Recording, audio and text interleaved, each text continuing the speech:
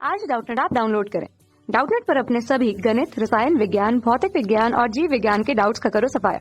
बस प्रश्न की फोटो खींचो, एक ही प्रश्न को क्रॉप करो और तुरंत वीडियो सोल्यूशन पाओ। अभी डाउनलोड करें। इस प्रश्न में दिया है चाल v से पूर्व की ओर चलते हुए द्रव्यमान m का एक कण समान द्रव्यमान तथा समान चाल से उत्तर की ओर चलते हुए एक दूसरे कण से टकरा जाता है तथा दोनों कण संयलित हो जाते हैं। द्रव्यमान 2m के नए कण की चाल होगी। हमें क्या बताना है, जो नया द्रव्यमान 2m है उसके चाल क्या होगी। तो जैसा कि क्वेश्चन में दिया, हमारे पास कोई एक द्रव्यमान है, हम मान लेते हैं हमारे पास एक द्रव्यमान है, कण है जिसका द्रव्यमान m दिया हुआ है। क्वेश्चन में कहा जा रहा है एक किस दिशा में जा रहा है, पूर्व दिशा में, और इसका वेग कितना है v। तो ये पूर्व दिशा में जा रहा है, इसका वेग v है। अब क्वेश्चन में कहा जा रहा है कि ये द्रव्यमान एक दूसरे द्रव्यमान जिसका भी जो कण है उसका भी द्रव्यमान m है, दूसरा कण जिसका द्रव्यमान m और सेम वेग से वो भी गति कर रहा है, उसका वेग v है, लेकिन उसकी दिशा क्या है, उत्तर की तरफ। तो एक दूसरा हमारे पास कण था जिसका द्रव्यमान m था, उसका भी वेग v था, ये वेग हमारा उत्तर की तरफ था, जाके दोनों टकराते हैं। अब यहाँ से हम क्या देख पा रहे हैं, एक कण ऊपर की तरफ जा रहा है, एक कण हमारा क्षैतिज दिशा में जा रहा है। तो किसी भी क्षण दोनों एक दूसरे से टकराए होंगे।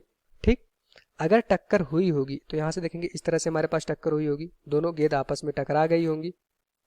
ठीक, अब क्वेश्चन में कहा जा रहा है टक्कर के बाद में दोनों गेंद संगलित हो जाती हैं, मतलब चिपक जाती हैं आपस में।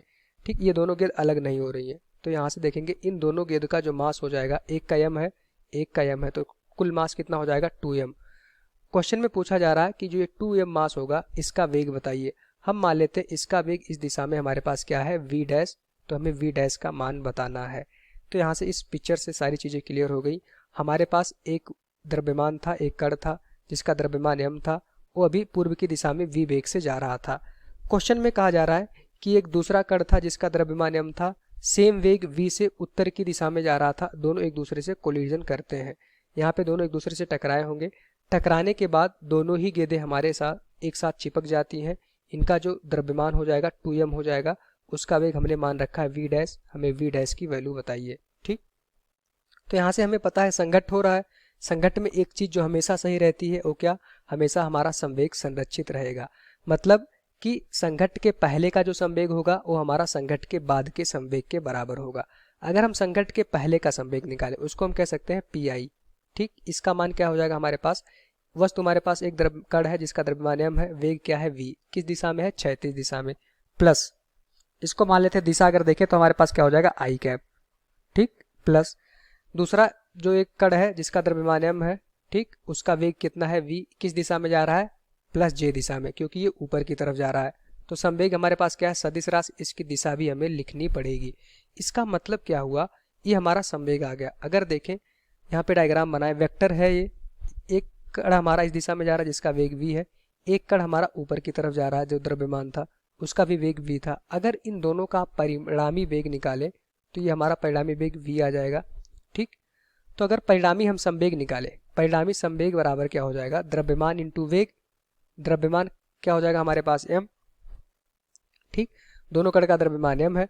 अगर इसका वेग देखे, परिणामी वेग कितना हो जाएगा हमारे पास, under root v square plus v square. ठीक, ये हमारा आ गया परिणामी वेग। यहाँ से हमने m कॉमन ले लिया, vi प्लस vj, मतलब vi हमारा x अक्ष में होगा, vj हमारा y अक्ष में होगा, दोनों का परिणामी हमारा v आ जाएगा, उसका मान under root v square plus v square हो जाएगा। तो यहाँ से हमने देखा कि संघट्ट के पहले जो हमारे पास संवेग था उसका मान कितना आ गया, m इंटू, इसकी वैल्यू कितनी हो जाएगी हमारे पास, v इंटू रूट 2। ये हमारा संघट्ट के पहले का संवेग था। ठीक, इसका परिमाण आ गया इतना। अब यहाँ से देखिए ये किसके बराबर होगा, संघट्ट के बाद का संवेग। तो संघट्ट के पहले का क्या हमारे पास संवेग कितना था, m into v into root 2। ये हमारा संघट्ट के बाद का संवेग हो जाएगा। संघट्ट के बाद हमारे पास जो पिंड का द्रव्यमान है कितना, 2m, और इसका वेग हमने कितना मान रखा है, v डैश। ठीक, ये हमारा हो जाएगा v डैश। हमें v डैश की वैल्यू फाइंड आउट करनी थी। v डैश बराबर हो जाएगा m से हमारा ये कैंसिल हो जाएगा, यहाँ पे क्या आ जाएगा, v इंटू अंडर रूट 2 बटे 2। अगर इसको हम थोड़ा सा सिंप्लीफाई करें तो v डैश बराबर, इसको हम क्या करेंगे, अंडर रूट 2 से ऊपर नीचे गुणा कर देंगे, तो v इंटू अंडर रूट 2, यहाँ पे ऊपर क्या हो जाएगा हमारे पास, अंडर रूट 2 अपॉन, नीचे हमारे पास क्या बचेगा, 2 इंटू अंडर रूट 2। अगर इसको आप देखें, अंडर रूट 2 गुणे अंडर रूट 2, इसका मान क्या हो जाएगा हमारे पास, 2, रूट हट जाएगा, बटे यहाँ पे हमारे पास क्या हो जाएगा 2 इंटू रूट 2, तो 2 से 2 हमारा कैंसिल हो जाएगा। हमारे पास जो नया वेग आया संघट्ट के बाद का जो वेग होगा उसका मान क्या हो गया v बटे रूट 2। यही हमारा इस क्वेश्चन का आंसर हो जाएगा। ठीक, तो हमने क्या किया, संघट्ट के पहले का संवेग निकाला, उसको किसके बराबर कर दिया, संघट्ट के बाद के संवेग के। ठीक, संघट्ट के पहले हमारे पास दोनों पिंड एक दूसरे के लंबवत गति कर रहे थे, उनका संवेग क्या हो जाएगा, पहले उनका परिणामी वेग निकालेंगे, उसको द्रव्यमान से गुणा कर देंगे तो हमारा संवेग आ जाएगा। ठीक, ये हमारा किसके बराबर हो जाएगा, संघट्ट के बाद का संवेग। दोनों को इक्वल करके आपने v डैश की वैल्यू फाइंड आउट कर ली v अपॉन रूट 2।